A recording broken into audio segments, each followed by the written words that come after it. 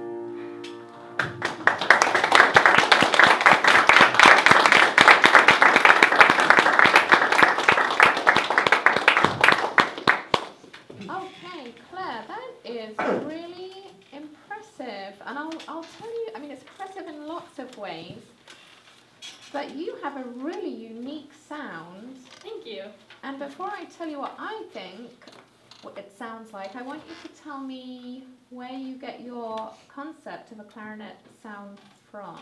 Do you play any other instruments? No, I mean, I like to say that I teach myself piano, but I'm not very. And do you listen to like clarinet players on YouTube or anything like that? So do you have any favorites? Any names that you can remember? No, not particularly. I like jazz a lot, so I listen to a lot of jazz. Okay, because in your sound, I hear this nice vibrato. Did you know that you did that? Yeah. So you kind of do it on purpose. Mhm. So show me how you're doing it. Can I just stand look at your arm for sure? So good. So yeah, you're doing it how I do it. So, but to me, you have a really kind of a traditional British sound when you started playing. and actually a lot of vibrato. So I don't know if you're familiar with the older players. Jack Brymer, he's passed on now. He was an older British player, and Emma Johnson. She's a younger, older player, but those are probably the two people. And can I write on your piece of paper? Please. Just because a lot of people would actually say that they use too much vibrato, and that's kind of an older British style. Mm-hmm. But I would be interested. You'll smile when you hear it because you kind of sound similar to them. And I love a little bit of vibrato on the clarinet. You know, Eddie Daniels is another great one to listen to. He's American. Amazing jazz player and an amazing classical player too. He has got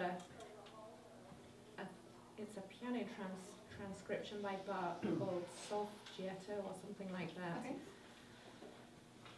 And it's incredible. He also has, I think, a Pavan by Fauré. And what he does is he starts off playing traditionally classical, and then he goes into like jazz. He kind of just jazzes it up, and it's incredible. And if you like listening to jazz, you're just gonna like fall off your chair when you hear it. Okay. So I'd like you to listen probably more to his vibrato, Eddie Daniels, because this is more of a kind of old-fashioned style. But when you're kind of tailoring, you know, what notes you're gonna do that on, and how you're hearing that, it's a personal thing. I'm not going to tell you when to do it and when not to do it. But that's definitely something. You know, it's a real mature sign in your playing, and you're just a really lyrical, musical player. And I was just sitting back here, I'm like, wow, I'm getting paid for this. Really very nice playing. One little question, do you know where your tongue is in your mouth when you're playing? Is it kind of low or is it high or? I try to keep it up against the roof of my mouth. Yeah, keep it quite high, good, because that will, I noticed you had one squeak and I was a long way away, and sometimes that's a sign that the tongue has dropped, but try to keep it high, the middle of the tongue high. And I wrote on your music had a little timing issue around there, I thought at the time. It didn't quite sit right.